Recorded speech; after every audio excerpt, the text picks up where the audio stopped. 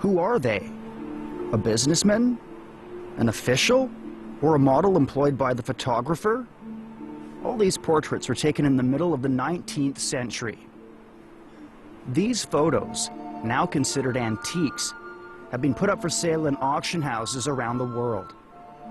But photo, unfortunately, nobody knows. It seems they'll never have names. 摄影书大概是19发明的，那个时候正是中国鸦片战争的时候，中国还任何东西都没认识，而且对西方在政治上、军事上，那特别是把它当为妖术的时候，那理解它是一个摄取人的灵魂的时候，他感觉到这是一种恐惧。随着这个时代进步，中国人也在跟着进步，所以在中国接受这个画面的过程，正是欧美摄影家来这里中国拍摄事件的过程。Before the appearance of photo studios, only mobile photographers were seen, mostly in China's coastal areas. In each port they visited, they'd stay for a couple of weeks and then move on to the next port. In 1862, a Hong Kong newspaper published an advertisement for a photographer doing exactly that. To whom it may concern, photographer Mr. Miller will stay for just a limited period of time. If you're interested, contact us as soon as possible. 中国出现照相馆，在19世纪的50年代，最早出现的摄影师，他都是流动的，他不需要有一个地方固定。有2个原因，第一个原因呢，就是他没有必要去租一间铺子去经营这个，因为大家呢还不认这个。第二个呢，就是早期呢照相呢是不在室内的，它是要在室外。 他就没有必要租一间房子。The earliest photo studio in China was established in Hong Kong, and soon after, photo studios appeared in Guangzhou. Mi Hong, a poet, described this in one of his poems. Renting a photo studio in Guangzhou, living together with wife and child, profits pouring in from every side. I heard about it, but doubt whether it's true. His curiosity drove Mi Hong to step into the photo studio, and then he wrote about the experience. Taking a glass plate first, slowly applying the emulsion, putting it in the rear standard, covered with 7 feet of cloth. The portrait appears in an instant, with a vivid expression, which will not be blurred for 100 years.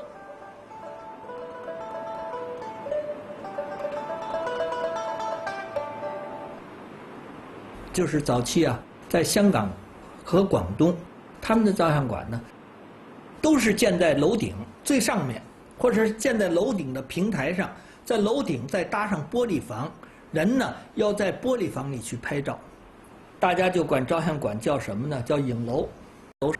它在第1层，它不见得能够见到光，它要保证能够全天呢能够见到光。那么早期照相馆呢，应该是由2种，一种呢最早是外国人，最后中国人学会了，那就中国人也开照相馆。 The best of the earliest photographers in photo studios in China was the American photographer Milton Miller. Between 1861 and 1864, Milton Miller worked on photography in Guangzhou. He used the wet plate collodion process, in which the exposure time could be shortened from several minutes to several seconds. He then developed black and white photos and colored them by hand.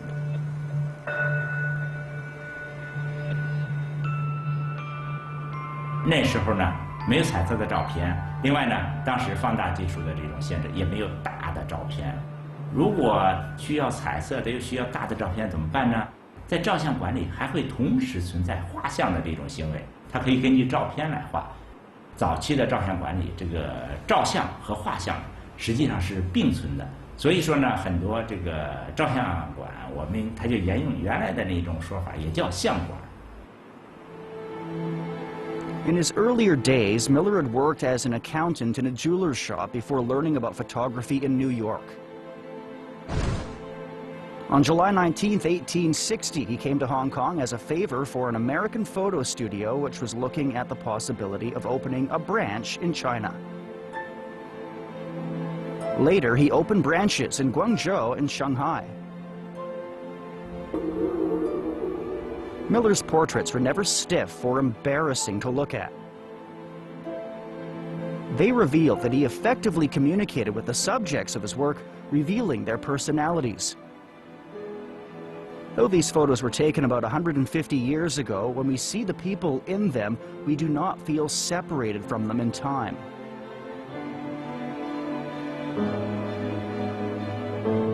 In Guangzhou and Hong Kong, Miller's customers included Chinese merchants and officials, as well as foreign merchants, diplomats, and soldiers. The way Miller selected his subjects and composed his shots represented a break from the usual Western approach to portraits. 相对来说，西方人在照相机面前都会比较自在，比较轻松一些，相对来说，而且可以有不同的姿态，比方说拍侧面、侧坐着。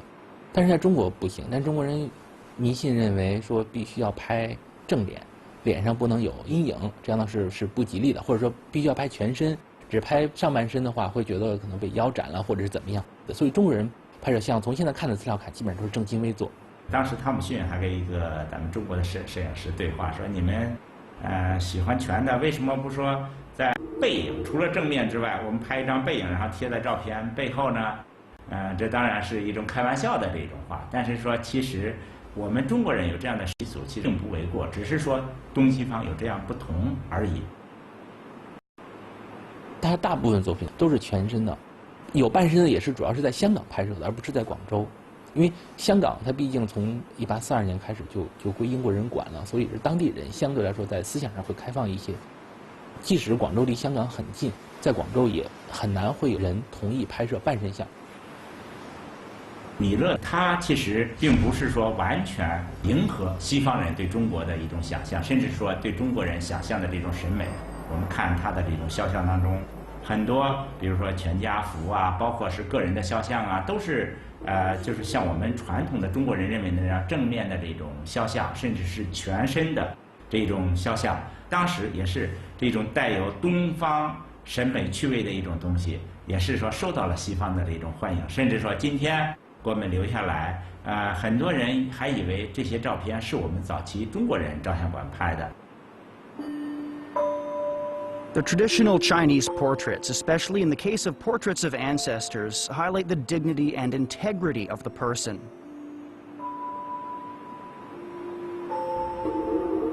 This is a photo Miller took of the wife of a Qing official. From the photo, one can see that Miller's composition is in full conformity with the accepted custom of the portrayal of Chinese ancestors.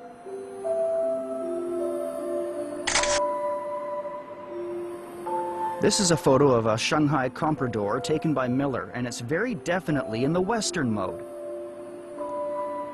It's interesting to note that he looks somewhat nervous and seems not to have adapted to the presence of the massive machine in front of him.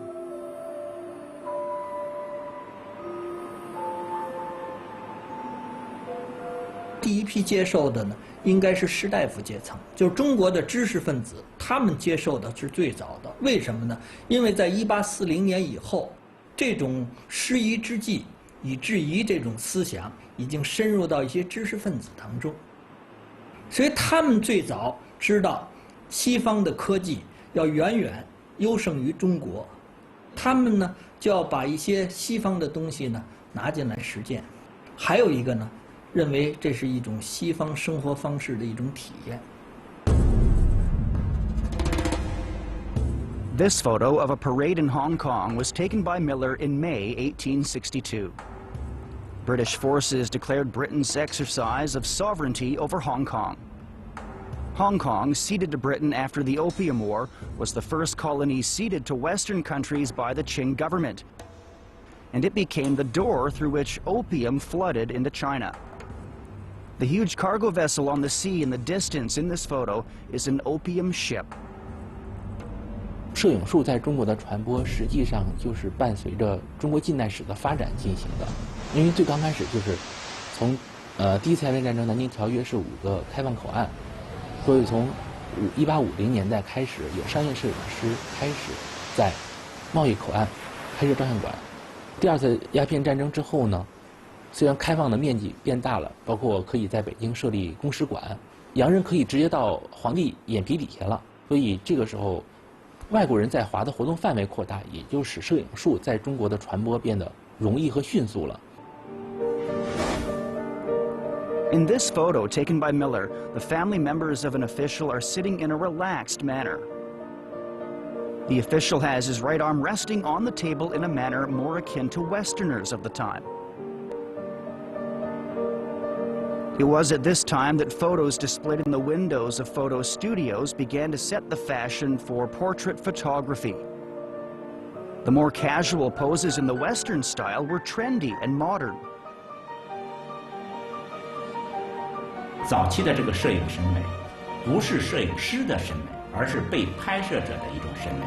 我们那些进照相馆的达官贵人、文人，他们有什么审美需求？这就是说，传统的这种审美对他们的影响，在这种肖像上反映出来了。In 1863, Miller went back to America, where he continued to work on photography and also engaged in real estate. He died in 1899, leaving behind a photographic legacy featuring vivid 19th century Chinese faces.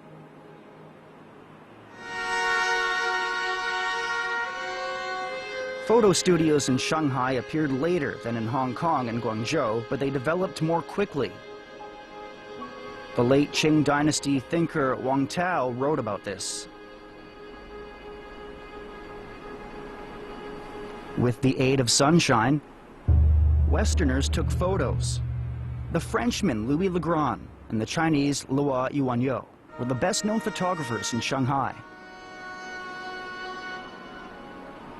The image is fresh and vivid with the emulsion. The beauty in the lens seems to be thoughtful, even better than the beauty in a painting.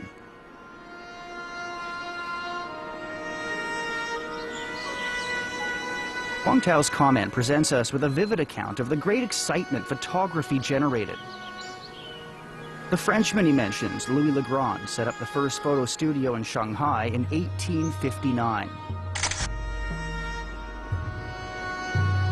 Over the following 30 years, the number of these photo studios increased to more than 50. Among them, the best known was operated by William Saunders from Britain. 威廉桑德斯，他是作为木匠来的，造船的木匠来的。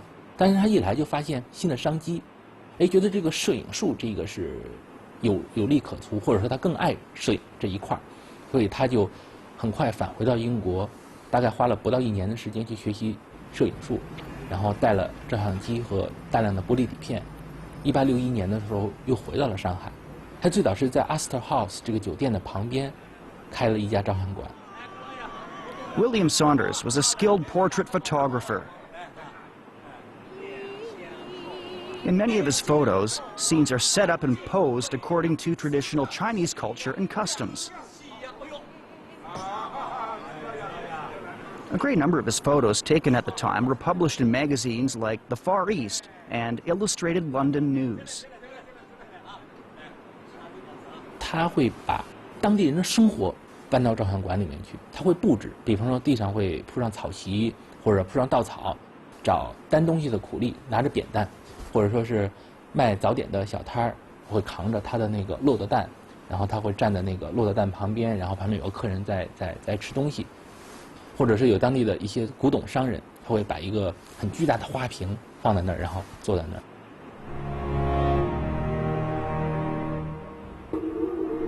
Around 1870, Saunders' photo studio began to produce photos that can be described as social news photos. These photos featured Shanghai coolies, the travels of an official, and even public executions, and they were made into postcards and sold to tourists.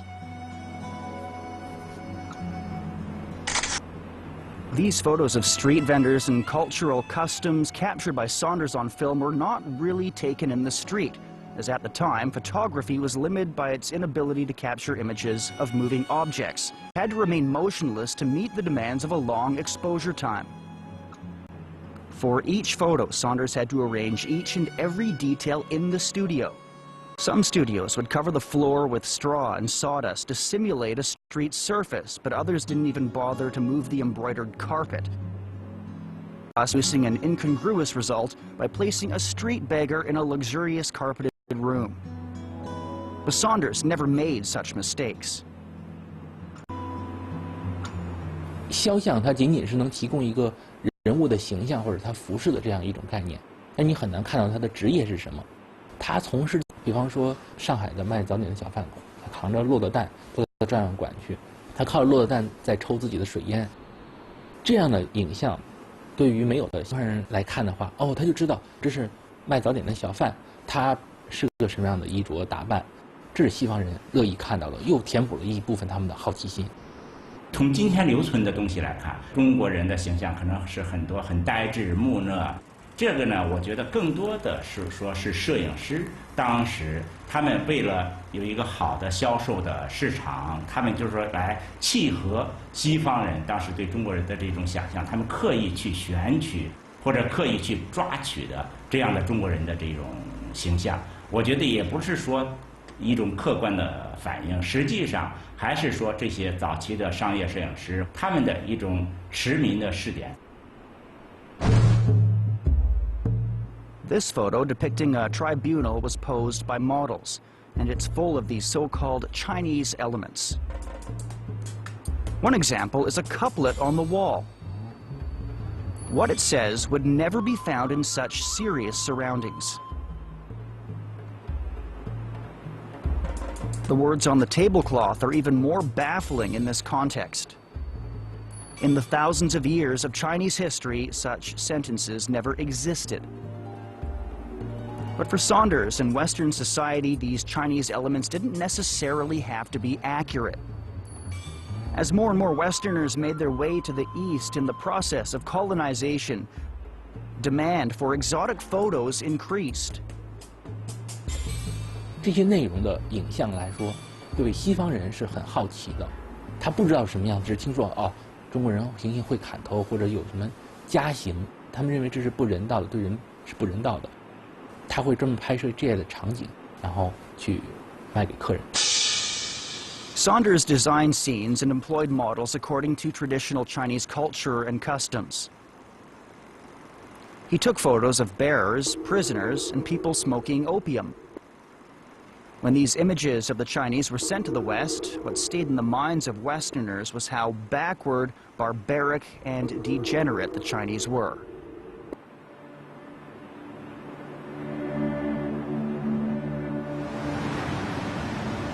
A few decades later, when the first Chinese students went to the West, they were surprised to find that Saunders and others had caused this backward image of China to be rooted in the minds of Westerners.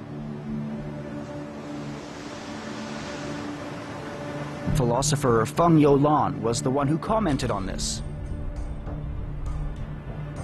The Westerners are considered smart, rich and strong because they are city folk.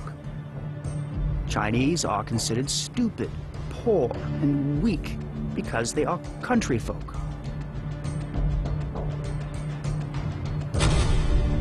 In the mid and late 19th century, Chinese people from the countryside, especially those at the trading ports, were working hard to turn themselves into city people. The background and props featured in the portraits taken in photo studios embodied the spirit of the age. 地上呢，一般会布置地毯；坐像的话会有一个椅子；如果站像的话，一般还会配一个我刚才说用来固定用的一个架子。椅子旁边会放一个茶几，高一点、细一点的茶几有这种像个圆桌这样的茶几。桌子上呢，多数会放一盆花，再或者放着水烟。茶几下面可能会放几本书。当时沿海的开放口岸城市，他们用西式的那种乡村小景，甚至说罗马柱。这些东西它就是表示一种现代啊、时髦啊，这也是一种混杂的东西。通过照相馆的这种道具，也可以看出当时人们的生活的一种心态的变化，甚至社会流行的一种趋势。In order to attract customers, photo studios competed to sell photos of beautiful girls. The poet Li Mo-un composed a poem that described the distribution of photos at that time. Photos present the beauty so vividly, making the viewer enthralled by it. Viewers compete to buy it eagerly, hoping to meet the beautiful girl in it. When these early Chinese portraits spread to the West, there were more portraits of females than males, which seems odd. The reason was that in conservative China, women didn't even go out, let alone stand in front of a camera to be photographed by a foreigner. So who were the women in these photos? 很多这些所谓的女人呢，像都是当时的这个风月场上的女人，她们拍这样的照片呢，给她的所谓的这个客人来推销自己，来进行拍摄，更多的来说是为了照相馆，就是说请这些人来拍了之后，它作为出售，作为一种广告。正面是这个照片，背面有印这个照相馆的信息的，也有是空白的。然后这样的话，他可以把自己的芳名或者是属于哪个工作单位，然后写在上面，然后交给客人，或者说是散发出去。Unlike ordinary, respectable women, courtesans carried less psychological burden. In these photos, we see them dressed in the most fashionable clothes that Shanghai had to offer and wearing the latest hairstyles. These photos, in fact, reveal the leading trends of the time.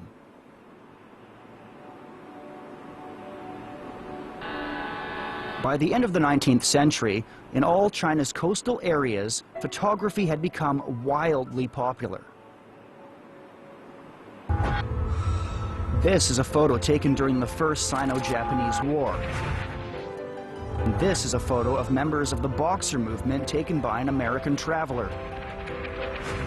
These two wars at the end of the 19th century profoundly changed the appearance of China.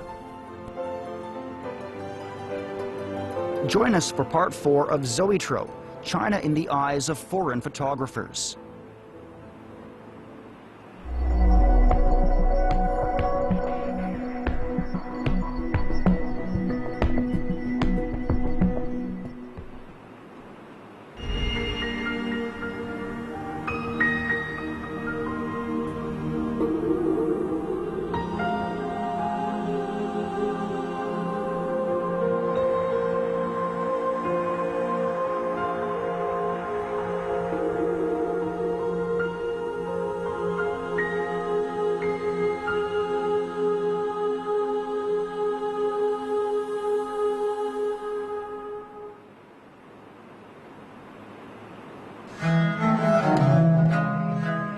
Since its introduction into China in the mid-19th century, there'd been a long period in which the medium relied on the wet plate photography process, a technology that restricted the photographer due to the long exposure times and heavy equipment required.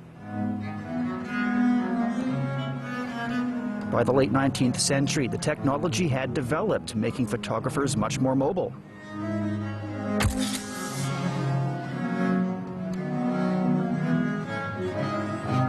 到了19世纪80年代，那么当时呢，有个叫乔治·伊斯曼的一个美国青年，就开始研制要改良摄影的感光材料。那么它的改进是什么呢？第一呢，就是变湿板为干板。另外呢，当时用的玻璃板很容易碎，那么他要发明一种感光剂的支持体，就是我们说的要做成胶卷。 到了1888年的时候，伊斯曼呢，他生产了一种叫柯达1号的小型相机。你当时花25美金，就可以把一个装满胶卷的柯达1号相机买回家，你可以随时随地的拍照。这样呢，他就把这个摄影呢，由这个很专业化，变成了人人都能够做的事情。 Kodak, he gave every child under 12 a camera. He distributed 500,000 cameras in the United States and Canada. 那么他提出了一个口号，他就说，你只管摁快门，剩下的事我们来做。 With the invention of film, people's conception of photography also changed. Subjects no longer needed to be confined to the members of the upper class. Instead, less formal snapshots became the norm. For travelers and newspaper reporters, the Kodak camera became an important instrument that supplemented pen and paper. Anyone familiar with the media knows that if a piece of emerging news involves bloodshed, it'll generally hit the headlines. Portable cameras enabled war photographers to capture images of carnage as never before, and in the late years of the 19th century, bloody events taking place in China hit the headlines of Western newspapers for the first time.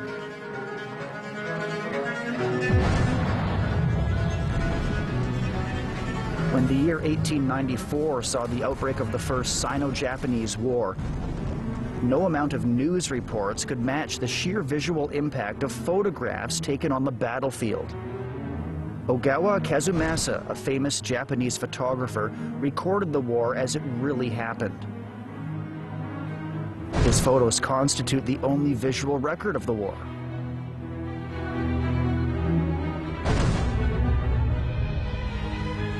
1884年，中日甲午战争爆发，在日本的远征军里面有一个比较特殊的非作战单位，它是隶属于日本的陆地测量部。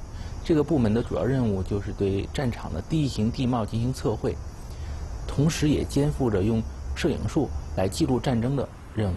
在这个随军的摄影师里面呢，有一个比较有名，他就是小川一真。小川一真是1860年出生于日本的崎玉县。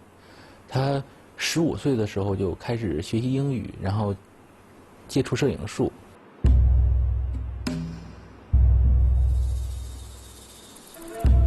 These photos of Japanese scenery and geishas were taken by Kazumasa.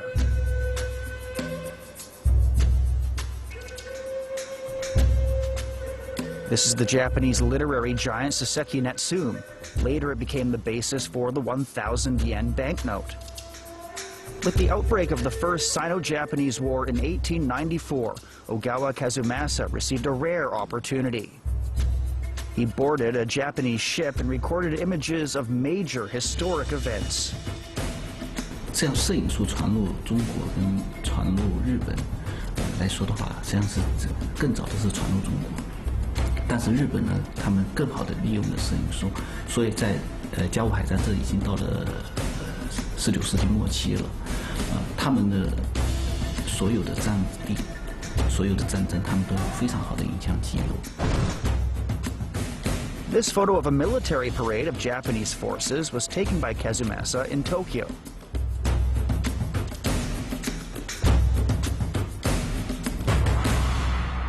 This photo of the Battle of the Yellow Sea was also taken by Kazumasa on September 17, 1894.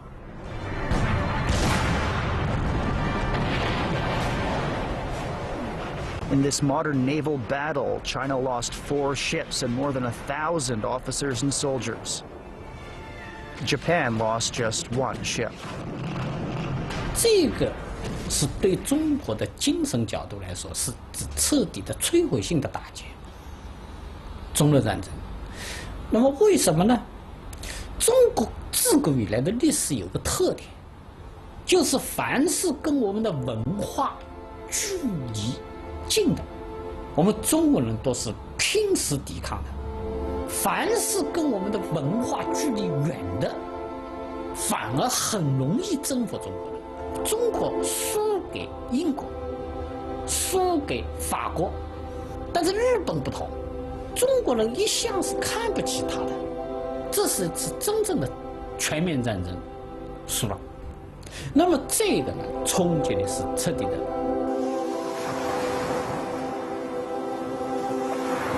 After the battle, China's 7 remaining naval ships retreated to the Weihai Wei naval base, but the Japanese forces launched offensives by land.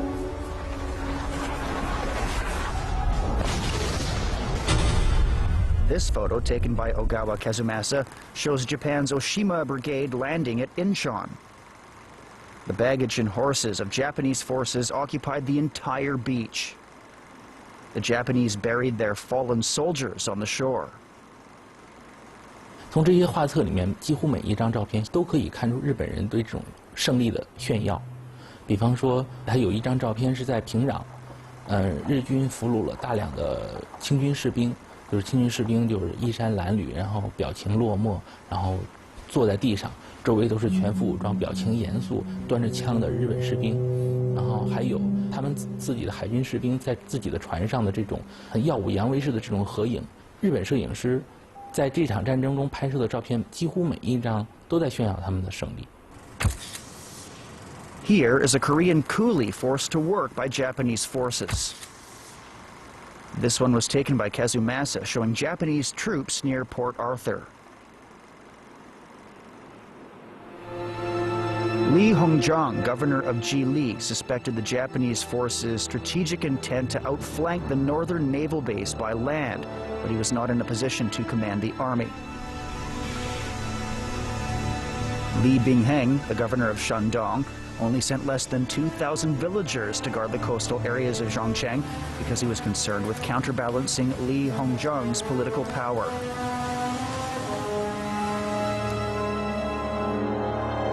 This photo taken by Kazumasa shows Japanese forces landing at Zhongcheng on January 20th, 1895. And this one shows Japanese forces attacking the Chinese Northern Fleet at Huangtuya Coastal Battery.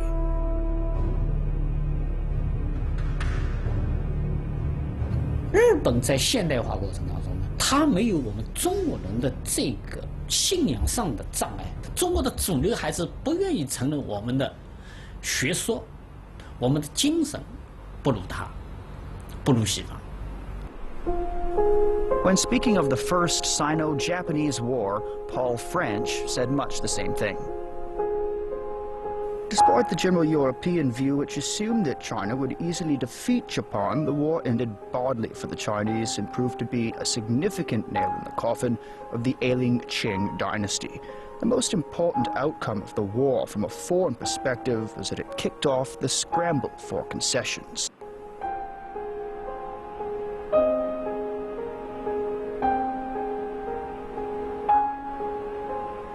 After recording the First Sino-Japanese War on film, Kazumasa returned to Tokyo, where he continued his work as a photographer.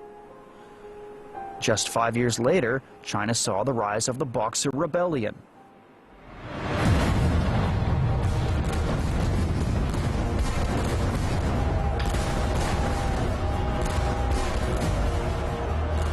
In the summer of 1900, the Qing government declared war against Western powers.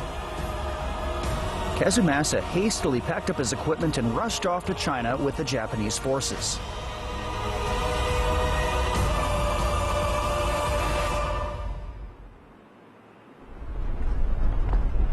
By the time he reached Beijing, the war was already over, and the only work of any significance he could find was taking group photos for general officers of the 8-power Allied forces.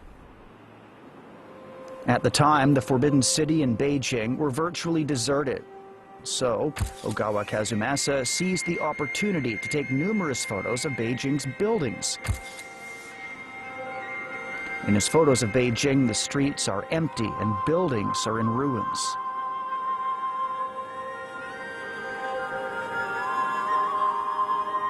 他是1901年拍摄了一套紫禁城的照片。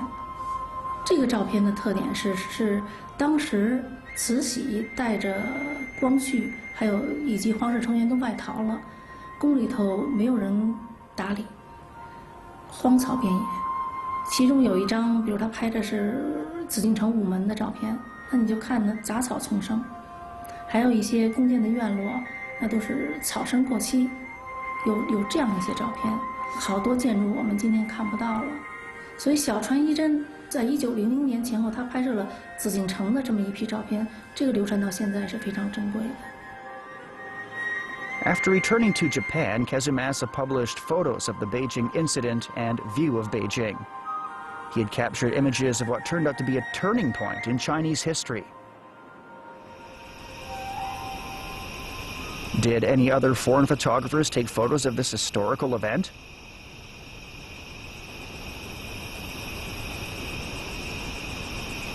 鸦片战争时候，不得不接受外国人的时候，但是深层次精神上的这个问题，中国人无法摆脱这个问题。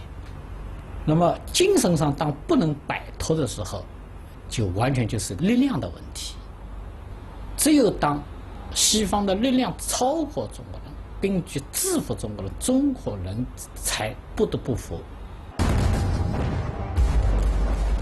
In 1900, Beijing was thrown into turmoil by the Boxer Rising. The Qing government wished to manipulate the uprising to have foreigners killed at the hands of the Boxers, but the death of the German minister Kettler resulted in a major escalation of the situation. 就当时克林德就是当时被杀的那个德国的公使，他的墓地，甚至他的办公室在被杀之前，他的办公室什么样子？你看这个上面也有。这拍摄是1900年6月20号，在那个克林德离开办公室之前拍摄的一张照片。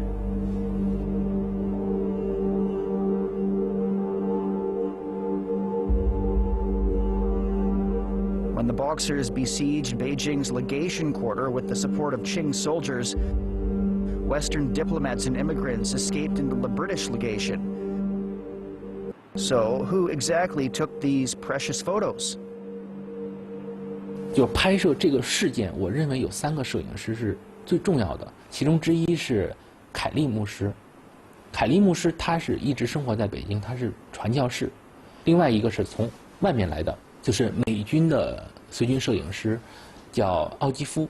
他的照片在外面几乎很少流传，因为他是作为部队资料，现在在美国的一些很重要的机构有收藏。第3个更重要的摄影师就是要讲到詹姆斯·利卡尔顿。 Riculton, a traveler who'd been a teacher, circumnavigated the world 7 times. He'd been to Britain 14 times, France 12 times, Italy 11 times, Canada 10 times, Egypt 7 times, and China 3 times. In all, he traveled more than 300,000 miles. While in China, he experienced the Boxer Rebellion quite by chance. But why had he come to China? 因为在庚子事变爆发前，中国还是很神秘的，包括我刚才说，像紫禁城内部皇室的这种生活场景，外国人是不知道的，所以这就是一个商机。所以当时有图片公司雇佣这个詹姆斯·利卡尔顿，然后从美国来到中国，对中国进行拍摄。Riculton took stereoscopic images, which were all the rage at the time.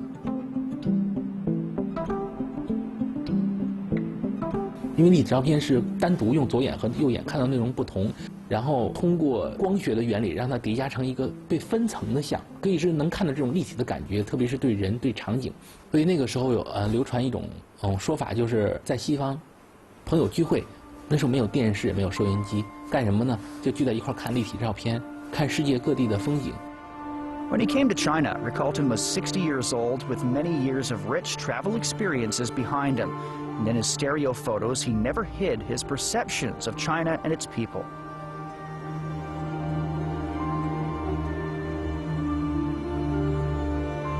This photo was taken in Guangzhou. He titled it "Watching the Foreign Devils."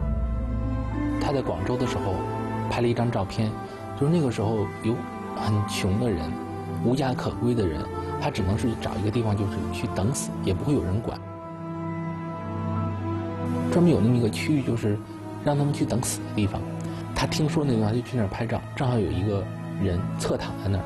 他说远远的看这个人就跟死了一样。他说当他走近那个人的时候，才发现那个人眼睛睁了一下，还在动。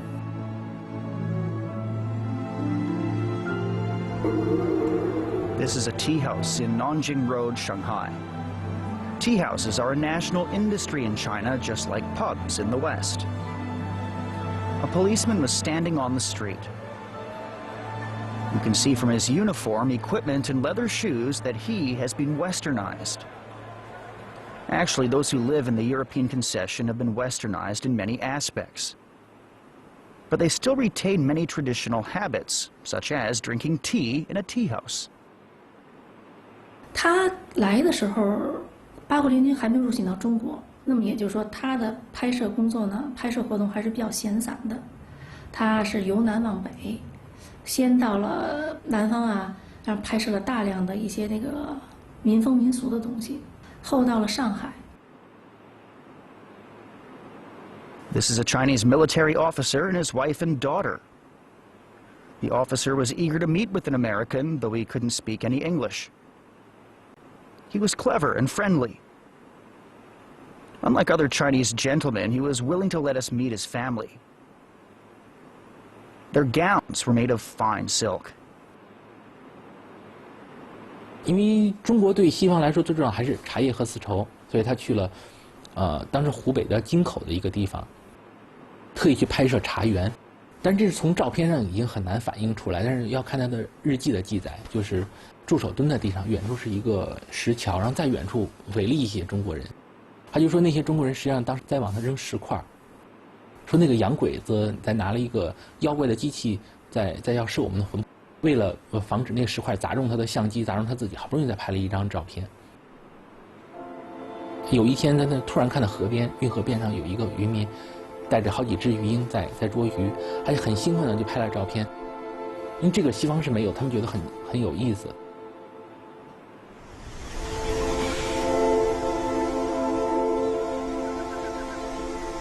利卡尔顿他到中国呢，6月份的时候就发生了这个义和团运动，所以他呢也就不能按照他的计划，再慢慢悠悠的在拍摄了，他就北上，到了天津和北京，拍摄了大量的这个战争的场景和被摧毁的房屋，以及百姓贫困的生活。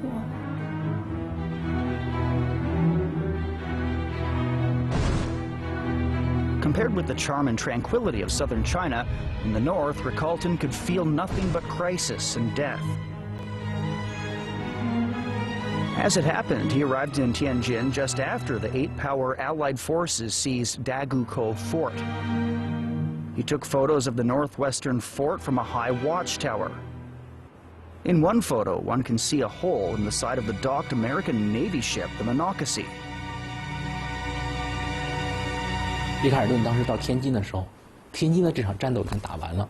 然后他拍了一张照片是什么呢？是法国的领事馆，因为法国领事馆就在那个河边上，然后边上是个浮桥，水里面是飘着很多中国人的浮尸，就是能看到身上有刀伤或者是头中了枪伤这样的，就泡胀了的这样的浮尸。Ricalton wrote about what he saw. The deserted homes full of grief. Especially the deserted cities and villages. The huge city in front of us is not only being deserted, but also sacked and plundered by the Christian forces. Now it's in ruins. Just a few days ago, when we took photos, there were still houses and a few people on the street. Days later, the long street's empty, except for a few homeless people. You cannot imagine what we saw and heard. Later, Ricalton went to the fallen city of Beijing, and there he photographed Allied Forces Commander Alfred Waldersee walking through the Meridian Gate with marching American infantry. He also took photos of the by then destroyed Legation Street. The outer walls of the French embassy were peppered with bullet holes. Again, Ricalton described what he saw. From the bullet holes in the remaining walls of the French embassy, you can imagine how fierce the battle was. The Boxers attempted to burn the embassy after they attacked inside, but this only resulted in the destruction of their own army in that fire.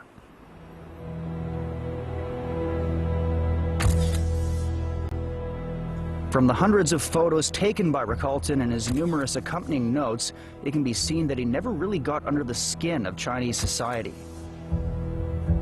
He looked at ordinary Chinese people and their customs from the perspective of a Western gentleman. He examined the ancient country and its people in the light of Western civilization.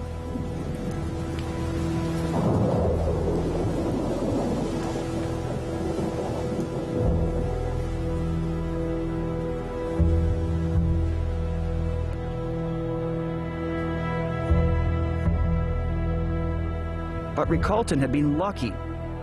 He took hundreds of stereoscopic photos in a truly historic time. After the First Sino-Japanese War and the Boxer Rebellion, the Qing Empire's days were numbered, the pace of its decline hastening rapidly. In the following 10 years, yet more foreign photographers came to China. What did they photograph?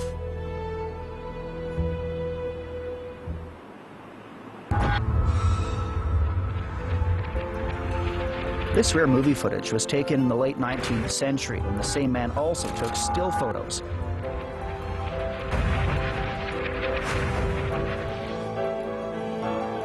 In the first 10 years of the 20th century, China was in turmoil. The collapse of the Qing dynasty was imminent, but a British photographer took photos of the desolate desert and the charming Silk Road.